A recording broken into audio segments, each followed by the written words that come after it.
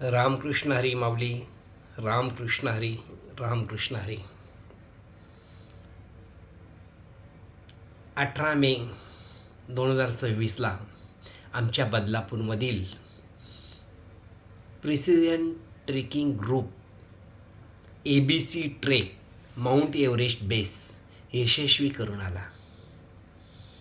सगळ्या ट्रेकर्सचं मनापासून अभिनंदन, तोंड भरून कौतुक, आणि खरोखरच कौतुक करण्यासारखाच त्यांनी हा ट्रेक केला. अत्यंत अवघड असा हा ट्रेक आहे, वाटतो तसा सोपा नाही. आणि इतका अत्यंत अवघड असा ट्रेक यशस्वी करून येणं तर कौतुक हे झालंच पाहिजे.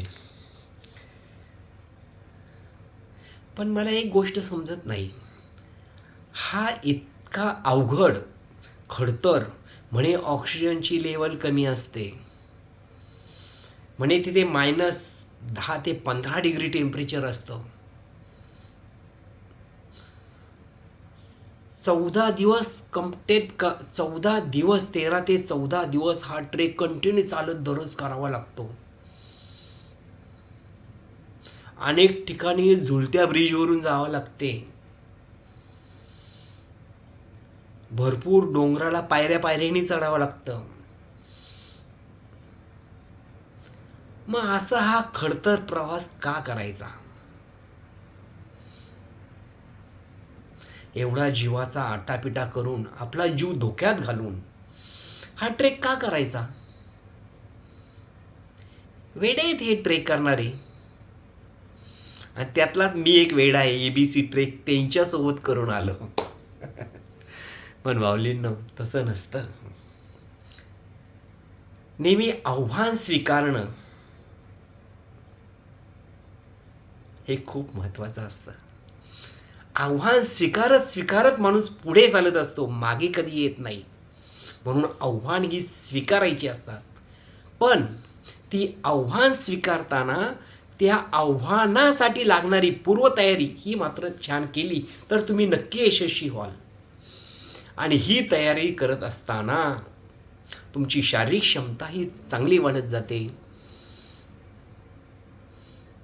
तुम्हाला हा सराव करताना कधी कुठलाही आजार होणार नाही, कधी कुठल्या गोळ्या लागणार नाही, तुम्हाला कधी थकवा येणार नाही, कधी दम लागणार नाही. म्हणून हा ट्रेक करायचा असतो. आणि तोच ट्रेक आमच्या बदलापूरवाल्यांनी अगदी यशस्वी केलेला आहे. वाटतं तसं सोपं नाही. हा ट्रेक्स करताना भरपूर अडथळे आहेत. सर्वात पहिली गोष्ट म्हणजे हा ट्रेक करताना गरम पाणी प्यावं लागतं. आणि गरम पाण्याची आपल्याला सवय नसते, त्यामुळे आपल्याकडून पाणी जास्त पिलं जात नाही. त्याच्यामध्ये तिथे थंडीचे प्रमाण असल्यामुळे पाणी तहान लागतच नाही, तरीही तो पाणी तुम्हाला पेत राहावं लागतं. आणि त्यातूनही ते गरम पाणी. मग माणूस पाणी पिण्याकडे दुर्लक्ष करतो आणि त्यामुळे त्याला अशक्तपणा जाणवतो. शरीरातील पाण्याची पातळी कमी झाली का ऑक्सिजनची पातळी कमी येते आणि तुमचा ट्रेक अयशस्वी होतो. तुम्हाला पुन्हा रिटर्न येणे या पलीकडे दुसरा काही विलाज नाही. ही झाली पहिली गोष्ट. दुसरी गोष्ट म्हणजे तुम्हाला ट्रेक करण्यासाठी शरीरातली शारीरिक क्षमता ही वाढवलीच पाहिजे. आणि शारीरिक क्षमता वाढवण्यासाठी तुम्हाला काय केलं, पोटभर जेवलं पाहिजे. पण तिथे मिळतो डाळ भात, बटाट्याची भाजी, आणि आपल्याला हे पदार्थ खाण्याची 1-2 दिवस बोललं तर ठीक आहे, पण एवढे 12-13 दिवस दररोज तेच. तसं मांसाहारींसाठी मटण वगैरे पण असतं, त्या लोकांसाठी वेगळं. पण शाकाहारी माणसाला तरी दररोज हे खाण्याची इच्छा होत नाही ते खाण्याची. मग माणूस त्या खाण्याकडे दुर्लक्ष करतो आणि खाण्याकडे दुर्लक्ष केल्यामुळे अशक्तपणा येतो आणि तिथे ऑक्सिजनची लेवल तुमची कमी होण्याची शक्यता असते. आणि ती झालीच तर पुढे जाणं अशक्य, पुन्हा पाठीमागे यावं लागतं. म्हणून जसं आहे तसं ते खाल्लंच पाहिजे. आणि ते खाल्लं तर तुम्ही ट्रेकमध्ये निश्चित यशस्वी व्हाल. हा झाला दुसरा पॉईंट. तिसरा पॉईंट म्हणजे येथे तुम्ही ट्रेक करताना निसर्गाचा पुरेपूर आनंद घेतला पाहिजे.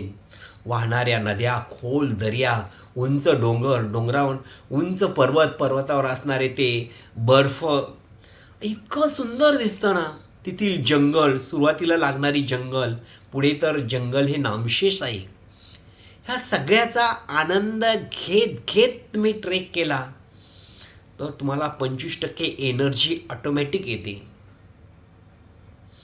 म्हणून हा ट्रेक करताना निसर्गाचा परिपूर्ण आनंद घेऊन हा ट्रेक करावा, म्हणजे आपल्याला आनंद मिळतो आणि आपला ट्रेक यशस्वी होण्यासाठी खूप मोठं सहकार्य मिळतं. चौथा पॉईंट म्हणजे तुम्ही जर चालत आहात त्या चालण्याबरोबर तुमचा जो ग्रुप आहे तो ग्रुप पॉझिटिव्ह थिंकिंगचा पाहिजे.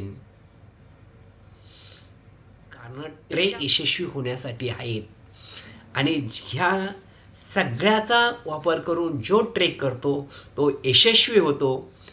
आणि ट्रेक यशस्वी झाल्यानंतर मिळणारा जो आनंद आहे तो आनंद शब्दाच्या पलीकडे आहे, मी शब्दामध्ये सांगू शकत नाही. म्हणून तुमच्या आयुष्यामध्ये ABC ट्रेक हा नक्की करा. रामकृष्ण हरी, रामकृष्ण हरी, रामकृष्ण हरी.